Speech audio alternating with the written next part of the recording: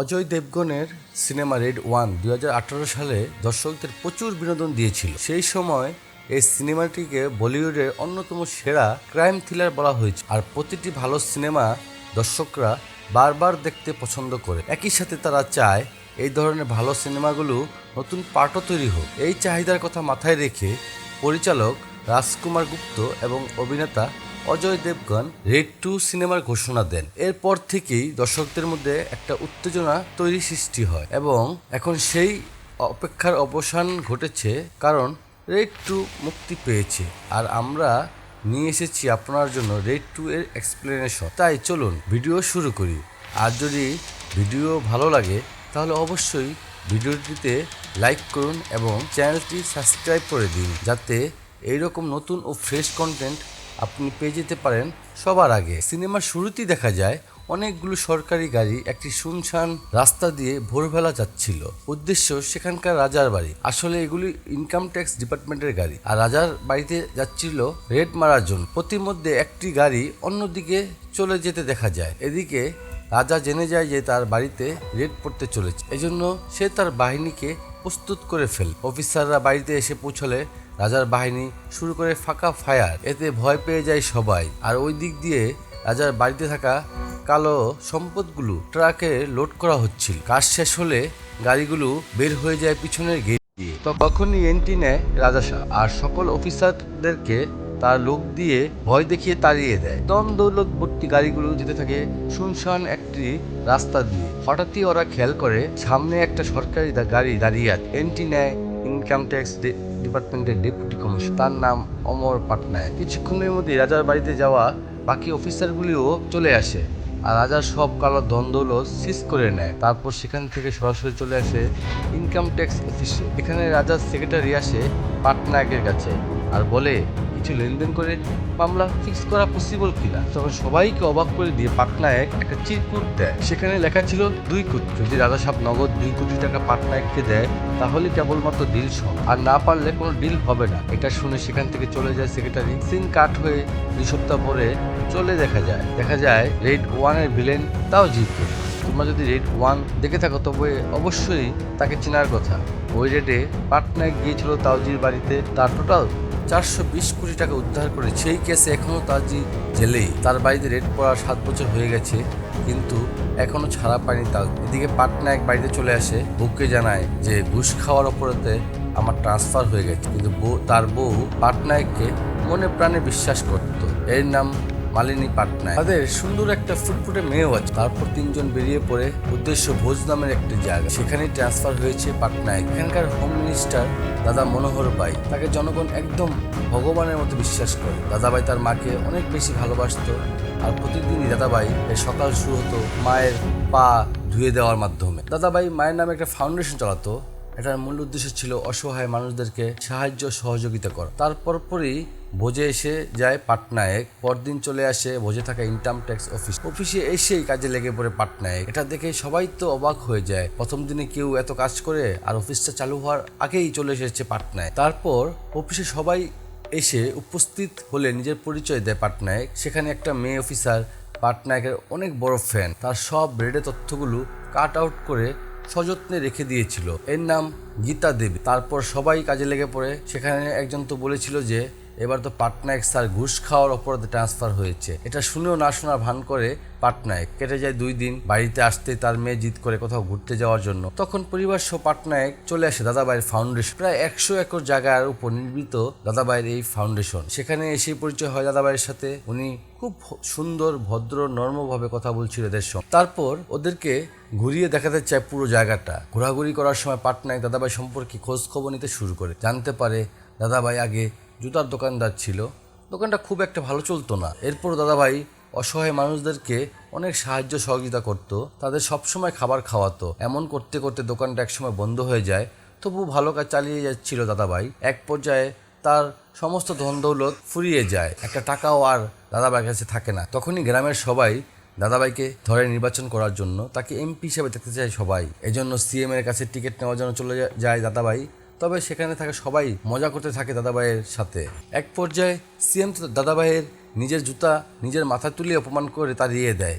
এই ব্যাপারটা একজোট হয়ে যায় এলাকার সবাই, আর নির্বাচনে জিতেও যায় দাদাভাই। এখন অবস্থাটা এমন দাঁড়ায় যে সিএম যদি সরকার গঠন করতে চায় তবে দাদাভাইয়ের আসনগুলো তার প্রয়োজন। এজন্য সিএম চলে আসে দাদাভাইয়ের কাছে আর প্রস্তাব করে তার দলে যোগ দেওয়ার জন্য। তখন সিএম এর মাথায় জুতা দিয়ে মাপ চাওয়ার কথা বলে সিএম সেটাই করে। তারপর দাদাভাই হোম মিনিস্টার করে সরকার গঠন করে সিএম। এখান থেকে দাদাভাইকে আর পিছনে তাকাতে হয়নি। ওনার একটা সিরিয়াস গার্লফ্রেন্ডও ছিল, তবে কোনো একটা কারণে সে নিজেই মারা যায়। আর এরপর থেকে দাদাভাই আর কোনোদিন বিয়ে করেনি। পাটনায়ক অনেক খোঁজাখুঁজি করেও ভোজের কোনো রকম দুর্নীতি পায় না। এতটা পরিষ্কার তো কোনো জায়গাতে হওয়া সম্ভব নয়। তার মানে হয়তো কিছু একটা ভিতরে রহস্য আছে, সেটাই খুঁজে বের করতে হবে পাটনায়ককে। পরদিনই ওদের বাড়িতে একটা প্রোগ্রামের আয়োজন করে মালিক। পাটনায়কের কলিগ সহ আশেপাশে প্রতিবেশীদের দাওয়াত করা হয়। পার্টি চলতে থাকলে হঠাৎই পাটনায়কের ফোনে একটা কল আসে, আর পার্টিতে রেখেই বেরিয়ে যায় পাটনায়ক। অনেকক্ষণ পরে আবারও এসে জয়েন করে সেই পার্টি। কোথায় গিয়েছিল পার্টিটা একটু সামনের দিকে গিয়ে জানতে পারা যাবে। পরদিন সকালবেলাতেই পাটনায়ক একটা খেতে চলে আসে। সেখানে এসে দেখতে পায় সময় শেষ হয়ে গেল, সব ক্ষেতের ফসল কাটা হয়েছে, বাট এই একটা ক্ষেতের ফসল এখনো কাটা হয়নি। পরে পাটনায়ক জানতে পারে এটা বিক্রম গাড়িয়ালের জমি। প্রত্যেক বছরই এভাবে কোনো না কোনো ফসল না কেটে রেখে দেয় সে। সেদিন রাতের দিকে ইনকাম ট্যাক্স ডিপার্টমেন্টের সব অফিসের বাড়িতে একটা করে কল যায়। তারপর সবাই সমবেত হয় ইনকাম ট্যাক্স অফিসের সামনে। তখন পাটনায়ক সবাইকে একটা করে পেপার দেয়, যেটা দিচ্ছিল দাদাভাইয়ের বাড়িতে যাওয়ার রেড ওয়ারেন্ট। এটা দেখে সবাই অবাক হয়ে যায়, কারণ এই এলাকার ভগবান তো দাদাভাই। তখন পাটনায়ক বলতে শুরু করে, পাটনায়ক যেদিন রাজার সেক্রেটারির কাছ থেকে 2 কোটি টাকা চেয়েছিল, সেদিন ওর পিছিয়ে একটা লোক সেট করে দিয়েছিল। তারপর একটা অফিস থেকে টাকা আনে সেক্রেটারি, পাটনায়ককে বুঝিয়ে দেয়। তারপর সেই অফিসের লোকটাকে ধরে আনা হয়। জানা যায় রাজা সাহেব দাদাভাইয়ের খুব ভালো বন্ধু, আর এগুলো দাদাভাইয়ের টাকা। এখানকার এমপি বানাবে রাজা সাহেবকে, এজন্য তার দুর্দিনে টাকা দিয়ে সাহায্য করেছিল তাকে। কিন্তু এই টাকাই দাদাভাইয়ের, তার কোনো প্রমাণ নেই। তারপরই পাটনায়ক বের হয়ে পড়ে প্রমাণের সন্ধানে। বিভিন্ন জায়গায় গিয়ে কিছু তথ্য পায় পাটনায়ক। এরপর ইচ্ছা করে ঘুষ খাওয়া নাটক করে ট্রান্সফার নেয় ভোজে। এখানে এসে দাদাভাইয়ের বিরুদ্ধে প্রমাণ সংগ্রহ করতে শুরু করে। ওর ফাউন্ডারের সামনে বড় গোল্ডেন কালার একটা হাত দেখতে পায়। সেখান থেকে খানিকটা স্যাম্পল নিয়ে একটা সোনার দোকানদারের কাছে দেয়, জানতে পারে এটা আসল স্বর্ণ। তারপর অফিসের মধ্যে গিয়েও সন্দেহজনক অনেকগুলো কাগজপত্র দেখতে পায় পাটনায়ক। আর সেদিন যে ওই আখের খেতে গিয়েছিল, সেখানেও গিয়ে একটা আজব জিনিস লক্ষ্য করে পাটনায়ক। দেখতে পায় ক্ষেতের নিচে অনেক বাক্স পোতা, আর তার সবগুলোতে ছিল শুধু টাকা আর টাকা। প্রমাণগুলো সংগ্রহ করে পাটনায়ক এগুলো দিয়ে দেয় তার বসকে, আর দাদাভাইয়ের বিরুদ্ধে ইনকাম ট্যাক্সের রেডের পারমিশন। এই কাহিনী শুনে সেখান থেকে সবাই তো অবাক। তারপর গাড়িতে করে রওনা দেয় উদ্দেশ্য দাদাভাইয়ের বাড়ি। কিছুক্ষণের মধ্যে চলে আসে সেখানে, দেখতে পায় দাদাভাই তার মায়ের পা ধুয়ে দিচ্ছে। তারপর শুরু হয়ে যায় রেড। পুরো বাড়িতে গরু খোঁজার মতো করে কালো টাকা খুঁজতে শুরু করে টিম। অনেক খোঁজাখুঁজির পরেও কোনো কিছুই পায় না। পাটনায়ক বুঝে উঠতে পারছিল না যে হচ্ছেটা কি। গোটা বাড়ি খোঁজাখুঁজি করে অল্প কিছু সোনার গহনা ও সামান্য কিছু টাকা পায়। এইটুকু তো যে কোনো পরিবারের কাছেই থাকে। এদিকে ওই আখের ক্ষেত্রে আসে টিমের কিছু লোকজন, দেখতে পায় ওগুলো সব কাটা। তারপর গোটা ক্ষেত খোঁড়াখুড়ি করেও একটা বক্স পায় না। এখান থেকে পাটনায়ক চলে আসে দাদাভাইয়ের ফাউন্ডেশনে। সেখানে আগে ছিল অনেকগুলো ফাইল দেখেছিল, এখন সেখানে দেখতে পায় সবকিছু অন্যরকম। পুরো রুমের লুকই যেন চেঞ্জ হয়ে গেছে। তারপর এক সোনার দোকানদারকে ডেকে আনা হয় স্ট্যাচু চেক করার জন্য। সে পরীক্ষা নিরীক্ষা করে জানায় যে এটা পিতলের তৈরি। তখন পাটনায়কের কাছে থাকা সেই স্যাম্পলটা দিলে জানায় যে সেটা আসল সোনা। পাটনায়ক তো কিছুই বুঝে উঠতে পারছিল না যে হচ্ছেটা। সে যখনই সেখান থেকে স্যাম্পল কেটেছিল তখন তো সোনাই ছিল, তাহলে এখন সেটা কোথায় গেল? এদিকে জনগণ তো পাগল প্রায় হয়ে গেছে। ইনকাম ট্যাক্স ডিপার্টমেন্টের উপর অনেক ক্ষিপ্ত, হাতে পেলে যেন একদম ছিঁড়েই খাবে তাদেরকে। তখন পাটনায়ক জিগায় দাদাভাইকে, আমি শিওর যে তুমি 2 নম্বরই করেছো, কিন্তু এই অল্প দিন এত কিছু কিভাবে সরালে তুমি? আর তুমি জানলেই বা কি করে তোমার বাড়িতে রেড পড়বে? তখন দাদাভাই বলা শুরু করে, যখন তুমি রাজা সাহেবের কাছে টাকা ঘুষ নিয়েছিলে, আমি তখনই বুঝে গিয়েছিলাম যে কোনো একটা ভেজাল তো আছেই। এই জন্য তোমার পিছে আমি লোক লাগিয়ে দিই। তুমি যে যে জায়গায় গিয়েছিলে সেখানে ফলো করেছিল আমার লোকেরা। পরে তৎক্ষণাৎ আমি সব কিছু ছড়িয়ে ফেলেছি। সিম্পল, তুমি খারাপ হওয়ার নাটক করেছিলে আর আমি ভালো হওয়ার। তবে এখন মনে হচ্ছে যে জিত আমারই হয়েছে।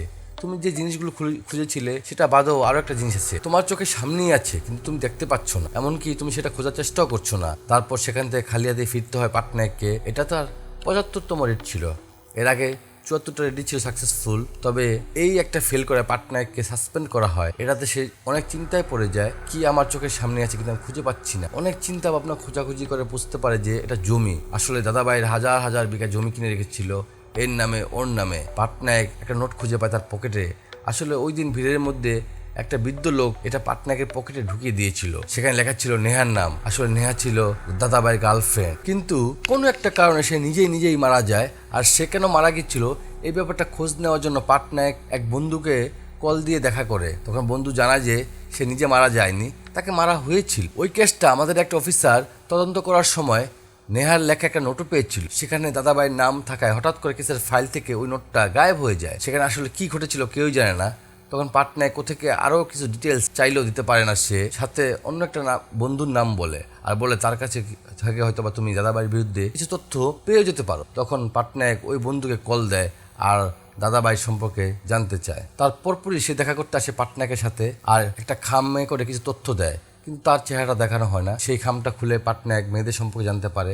এদের সাথে হয়তো দাদাভাইয়ের কোনো সম্পর্ক আছে। তারপর পাটনায়ক এক এক করে সবাইকে ফোন দিয়ে দাদাভাই সম্পর্কে কথা বলতে চায়, কিন্তু একটা মেয়েও কথা বলার জন্য রাজি হয় না। এদিকে দেখা যায় দাদাভাই একটা মেয়ের সাথে কোয়ালিটি টাইম স্পেন্ড করে। তারপর মেয়েটা বলে, এভাবে আর কতদিন হোটেলে আমরা সময় কাটাবো, আমরা বিয়ে করবো কবে? কিন্তু দাদাভাই বলে, আমি জনগণের সেবা করতে চাই, আর মাঝে মধ্যে এভাবে দেখা করবো আমরা, সমস্যা নেই, তোমাকে তো আর এমনি চাকরি দিইনি আমি। এখানে বোঝা যায় যে দাদাভাই মেয়েদেরকে চাকরি দিত আর তাদের সাথে ওসব কাজ করত। তারপরেই পাটনায়ক দেখা করতে আসে দেবেন্দ্র নামে এক উকিলের সাথে। দাদাভাইয়ের বিরুদ্ধে বেনামে জমি কেনার জন্য মামলা করতে বলে তাকে। এর বিনিময়ে কয়েক লাখ টাকাও দেয়, আর সেই টাকাগুলো পেয়ে রাজি হয়ে যায় দেবেন্দ্র। আসলে সেই টাকার বিনিময়ে সবকিছু করতে পারে। এই কেসের খবরটা দাদাভাই পর্যন্ত পৌঁছাতে খুব একটা সময় লাগে না, আর এই ব্যাপারগুলো জানার পরে তিনি অনেক রেগে যায়। ঠিক তখনই ফোন আসে পাটনায়কে। সে দাদাভাইকে বলে, আজ থেকে তোমার উল্টা গোনা শুরু, তোমার চোখের সামনে তুমি নিজের বরবাদি দেখবে, তার জন্য রেডি হও। সেই দিনই ভুজের ইনকাম ট্যাক্স ডিপার্টমেন্টে নতুন একটা অফিসার আসে, তার নাম লাল সুধীর। সে এসেই সবাইকে ডেকে বলে, তোমাদের যে আগের বস ছিল পাটনায়ক, তার স্বভাব আর আমার স্বভাব পুরোটাই উল্টো।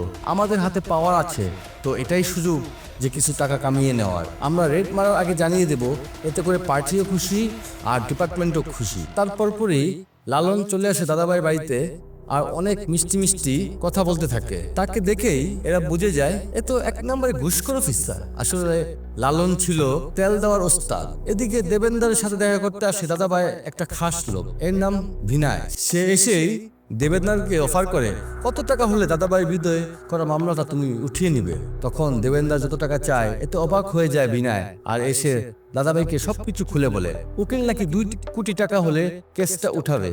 তারপরও দাদাভাই কেন জানি রাজি হয়ে যায়। দেখা যায় পাটনায়ক কল দিয়ে গীতাকে আর কিছু তথ্য দিতে বলে। পরদিন গীতা সেসব তথ্য নিয়ে চলে আসে দেখা করার জন্য আর বলে, স্যার আপনার কথাই সত্যি, আমাদের রেডের আগের দিন ওই আখের ক্ষেত থেকে টাকা উঠিয়ে গরুর গাড়ি করে নিয়ে যাওয়া হয়েছিল। চাকার চিহ্ন বিক্রম গাড়িওয়ালার বাড়ি পর্যন্ত গেছে। আমার মনে হয় টাকা বিক্রম গাড়িওয়ালার বাড়িতেই আছে। তখন পাটনায়ক গীতাকে একটা বুদ্ধি দেয়। সেই মোতাবেক গীতা চলে আসে লালনের কাছে দেখা করতে। তারপর বিক্রমের বাড়িতে যে টাকা পয়সা আছে এগুলো জানায়, সাথে আরো বলে, স্যার যা হাত লাগবে 50-50। তার মুখে এমন কথা শুনে খুশি হয়ে যায় লালন, আর পরদিনই ওয়ারেন্ট নিয়ে চলে আসে বিক্রম গাড়িওয়ালার বাড়ি। শুরু হয়ে যায় রেড। অনেক খোঁজাখুঁজি, এক পর্যায়ে ফ্রিজ ভর্তি টাকা পায়। তারপর খড়ের গাদার পিছনে পায় আরো অনেক টাকা। এখানে সবকিছু মিলে মোটামুটি 20 কোটি টাকা মতো পায় লালন সুধীর। আসলে টাকাগুলো ছিল দাদাভাইয়ের। এই খবরটা দাদাভাইয়ের কাছে পৌঁছাতে খুব একটা সময় লাগে না। এতে অনেক রাগান্বিত হয়ে যায় সে। ঠিক তখনই ফোন দেয় পাটনায়ক আর বলে, সবে তো মাত্র শুরু, আরো অনেক কিছুই দেখতে পাবে তুমি, জাস্ট ওয়েট এন্ড সি। তারপরেই দাদাভাই তার ছোট ভাইকে বলে দেবেন্দ্রকে 2 কোটি টাকা দিতে হবে, এজন্য একটা জায়গায় গিয়ে টাকাটা আনতে বলে। সাথে সাথে সোজা চলে আসে একটা আইএসপি অফিসারের বাড়িতে। সেখানে পানি ট্যাঙ্কের মধ্যে থেকে টাকার পলিথিন বের করতে শুরু করে। এগুলি আসলে দাদাভাইয়ের টাকা। ঠিক তখনই সেখানে রেড পড়ে আর সব টাকা সিজ করে নেওয়া হয়। এত সবকিছু ঘটে যাওয়াতে দাদাভাই কিছুই বুঝে উঠতে পারছে না যে এইসব খবর লিক করছে কে। এটা জানার জন্য সে একটা প্ল্যান করে আর শুধু বিনয়কে বলে এবার একটা জায়গায় দেখা করে ডিল করতে চায়। ওদের কথা মতো বিনয় চলে আসে দেবাদারকে নিয়ে, কারণ ওই টাকাটা দেওয়ার প্ল্যান ছিল। সেখানেও রেড পড়ে যায় ইনকাম ট্যাক্স ডিপার্টমেন্টের। তবে দাদাভাইকে খুঁজে পাওয়া যায় না। আসলে দাদাভাই এই ট্যাপটাই বানিয়েছিল পাটনায়ককে যে খবর দেয়া হেল্প করছিল তাকে ধরার জন্য। এখন দাদাভাই বুঝে যায় যে তার সম্পর্কে ইনফরমেশন লিক করেছিল বিনয়, তো তাকে ধরে এনে বেদম পিটুনি দিতে শুরু করে। তারপর ওকে জানে না মেরে আটকে ফেলে একটা জায়গায়, আর দেবেন্দ্রকে ডেকে ওকে 2 কোটির জায়গায় 5 কোটি টাকা দেয় আর কেসটা তাড়াতাড়ি শেষ করতে বলে। দেবেন্দ্রও রাজি হয়ে যায়। পরদিন কেসের হেয়ারিং, কিন্তু সবাইকে অবাক করে দিয়ে দাদাভাইকে ধোকা দেয় দেবেন্দ্র, আর তাদের মধ্যে হওয়া কথাবার্তা কোর্টে রেকর্ড করে তুলে দেয়, সাথে 5 কোটি টাকা এনেও কোর্টে দেয়। এতে কেসটা আরো মজবুত হয়ে যায়। তখন জাজ জানিয়ে দেয় যে দাদাভাই কেসটা শেষ না হওয়া পর্যন্ত ভোজে ফিরতে পারবে না, কারণ সেখানে গিয়ে যদি মানুষকে ভয় দেখিয়ে তার পক্ষে নেয় তাহলে তো একটা প্রমাণও পাওয়া যাবে না। এই ব্যাপারগুলোতেই পাগল হয়ে যায় দাদাভাই। কি করবি কিছুই বুঝে উঠতে পারছিল না। ঠিক তখনই তার সাথে দেখা করতে আসে লালন সুধীর আর বলে, স্যার এখনো তো অনেক সময় আছে, আমাকে বলে দিন যে কই কি রেখেছেন, না হলে আপনি নিজেই সেগুলো সরিয়ে একটা সেফ জায়গায় রেখে দিন। ওপর থেকে অনেক প্রেশার আসছে, বিভিন্ন জায়গায় রেড মারতে হবে আমাদেরকে, শেষে আবার যদি আপনার মালিক রেড পড়ে যায়। কিন্তু দাদাভাই এত কাঁচা খেলোয়াড় না যে সে সবকিছু বলে দিবে তাকে। কিছুক্ষণ পরে সেখানে আবার চলে আসে একটা জজ। আসলে ইনি পরের দিন দাদাভাইয়ের কেসে দায়িত্বে থাকবেন। তখন 250 বিঘা জমি দিয়ে জজের সাথে ডিল হয়ে যায় দাদাভাইয়ের। এদিকে পাটনায়ক চলে আসে তার বসের সাথে দেখা করার জন্য আর বলে, আমাকে আর একটা সুযোগ দিন স্যার, আর একটা সুযোগ, এবার আমি ঠিক সাকসেসফুল হবই। তখন সব স্যাররা বলে, যদি এবার সফল না হও তাহলে? তখন পাটনায়ক বলে, যদি এবারও ফেল হয়ে যায় তাহলে এটাই হবে আমার শেষ রেড। তারপর এগুলি শুনে রাজি হয়ে যায় ওনারা, আর পাটনায়কের সাসপেনশনটা উঠিয়ে নেয়। ঠিক তখনই তার ফোনে দাদাভাই একটা কল আসে। সে জানায়, আমার কেসের ডিল তো হয়ে গেছে, আমি শীঘ্রই মুক্তি পেয়ে যাচ্ছি, তারপর আমি তোমাকে দেখে নেব। তখন পাটনায়ক বলে যে আমার সাসপেনশন উঠে গেছে, আমিও আসছি। এদিকে মালিনী চলে আসে মেয়েদের কাছে আর জানতে চায় দাদাভাই সম্পর্কে কিন্তু কেউ কিছুই বলতে রাজি হয় না। তবুও হার মানে না মালিনী, ওদেরকে কনভিন্স করতেই থাকে। পরদিন পাটনায়ক চলে আসে অফিসে। দেখা যায় লালন পাটনায়কের বন্ধু। আসলে লালন সুধীরকে এখানে কাজে পাঠিয়েছিল পাটনায়কই, সে ওর জন্যই কাজ করত আর সব ইনফরমেশন দিত পাটনায়ক। তারপরই লালন সুধীর জানায় দাদাভাই তো তার সব ধন দৌলত নতুন হওয়া একটি হোটেলে নিয়ে গেছে, ওই হোটেলটা রেড মারলেই পাওয়া যাবে দাদাভাইয়ের সব ধন সম্পত্তি। পরদিনই পাটনায়ক ওয়ারেন্ট নিয়ে চলে আসে সেই হোটেলে। এখানে আসলে দেখা যায় তাওজি আগে থেকে এখানে এসেছিল, আসলে বেল নিয়ে এসে বেরিয়ে ভ্রমণ করতেছিল। তারপর শুরু হয়ে যায় রেড, পুরো হোটেলটা সিলগালা করা হয় আর খোঁজাখুঁজি করতে থাকে সবাই। তখনই পাটনায়কের সাথে দেখা হয় তাওজি, চলতে থাকে রেড। এদিকে কেসের দফা দফা করে দাদাভাই চলে আসে একটা পার্টি মিটিংয়ে। সেখানে আসার কিছুক্ষণ পরে হোটেলে রেড পড়ার খবরটা পায় দাদাভাই, সাথে সাথেই হোটেলের উদ্দেশ্যে রওনা হয় আর রাস্তায় যেতে যেতে ফোন লাগায় সিএম কে, কিন্তু তার থেকে কোনো সাহায্যই পায় না। সিএম বলে, এখানে আমার কোনো হাত নেই, এটা সেন্ট্রালের কারসাজি। তারপরে ফোন লাগায় পিএম কে, তবে তিনি ফোনটা রিসিভই করেন না। এতে খুব অসহায় হয়ে পড়ে দাদাভাই।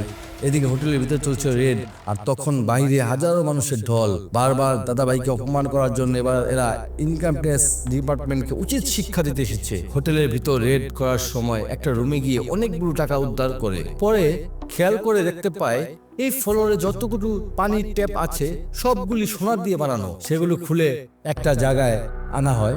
তারপর পাটনায়ককে একটা জায়গায় আসে, সেখানে ফাঁপা একটা দেয়াল আছে। এটা বুঝতে পারে পাটনায়ক। দেওয়ালটা ভাঙতেই সবার চোখ তো কপালে উঠে যায়। কোটি কোটি টাকা পাওয়া যায় দেওয়ালের পিছন থেকে। অন্যদিকে সাধারণ জনগণ মরিয়া হয়ে ভিতরে ঢুকতে শুরু করে। তখন পাটনায়ক একটা বুদ্ধি বের করে, আর তা মোতাবেক লালন জানালা দিয়ে টাকা ছিটাতে শুরু করে। এরপর উপর থেকে টাকা পড়তে দেখেই সবাই টাকার পিছনে যায়। টাকার লোভ কার না আছে, পাগলের মতো সবাই টাকা কুড়াতে শুরু করে। আর অন্যদিকে পাটনায়ক সহ তার টিম সব ধন সম্পত্তি নিয়ে অন্য আরেকটি পিছনের রাস্তা দিয়ে বের হয়ে যায়। তারপর সেখান থেকে চলে আসে সোজা ফাউন্ডেশনের সামনের পুকুরে। সেখানে ডুবুরি নামিয়ে জানতে পারে ওই সোনার হারটা পানির নিচে আছে। তখন একটা ক্রেন লাগিয়ে তোলা হয় সেই সোনার হাত। ততক্ষণে সেখানে হাজারো লোক সমবেত হয়ে গেছে আর দাদাভাই এসে পৌঁছে সেই জায়গায়। তারপর দাদাভাইয়ের ইশারায় পাটনায়ককে মারতে আসতে থাকে লোকজন। ঠিক তখনই সেখানে চলে আসে দাদাভাইয়ের মা। আসলে মালিনী ওই মেয়েগুলিকে বোঝাতে সক্ষম হয়েছিল।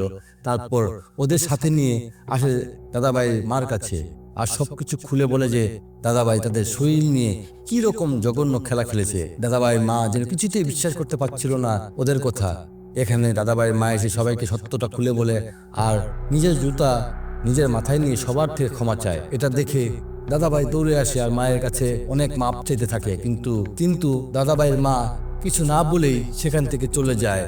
আর দাদাভাই কান্নায় ভেঙে পড়ে। সব সত্যটা জেনে এবার লোকজনই দাদাভাই ওপর চড়া হয়, কিন্তু ওদেরকে পাটনায়ক বোঝায় আইন হাতে তুলে নেবেন না, তাই দাদাভাইকে আইনের হাতে পুলিশে ধরিয়ে দেয়। এবার তার রেডে সাকসেসফুল হয়ে যায় পাটনায়ক।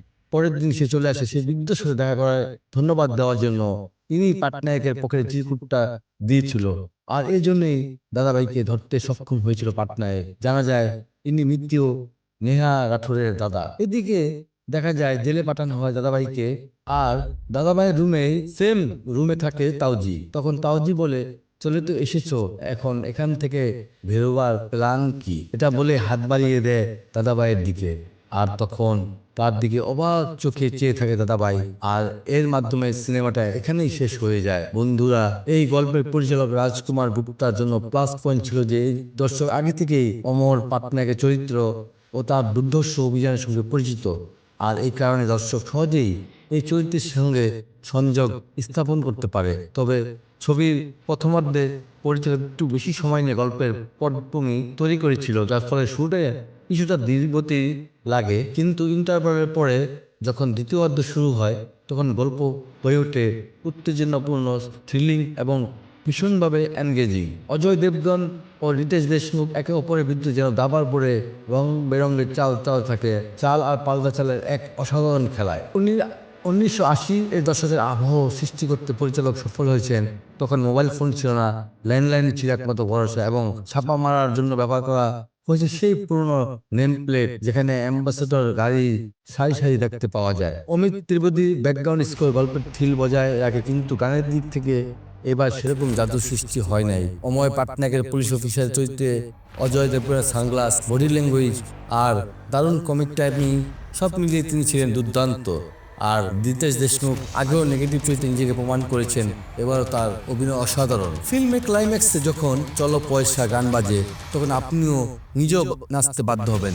এটা পরিচালকের দুর্দান্ত একটা ভীষণের উদাহরণ। ভিলেনের দিক থেকে বললে রিতেশ দেশমুখ ইতিমধ্যে এক ভিলেন সিনেমায় প্রমাণ করে দিয়েছেন তিনি দুর্দান্ত ব্যাড বয়। এখানেও তিনি দাদাভাইয়ের উভয় রূপ, ভালো এবং মন্দ দুদিক থেকেই অসাধারণভাবে ফুটিয়ে তুলেছেন। এবং এই সঙ্গে এই ভিডিও এখানেই শেষ। আশা করি আপনাদের ভিডিওটি ভালো লেগেছে। যদি ভিডিওটি পছন্দ হয়ে থাকে তাহলে ভিডিওটি লাইক করে চ্যানেলটি সাবস্ক্রাইব করুন, যাতে আপনাদের নিয়মিত নতুন ও ফ্রেশ কন্টেন্ট আমরা দিতে পারি এবং আপনারা পেতে থাকেন। তো বন্ধুরা, কেমন লাগলো আজকে এই এক্সপ্লেনটি জানাতে কমেন্ট করো। আর যদি এখনো চ্যানেলটি সাবস্ক্রাইব করে না থাকো তাড়াতাড়ি সাবস্ক্রাইব করে নাও। দেখা হচ্ছে নতুন কোনো ভিডিওতে।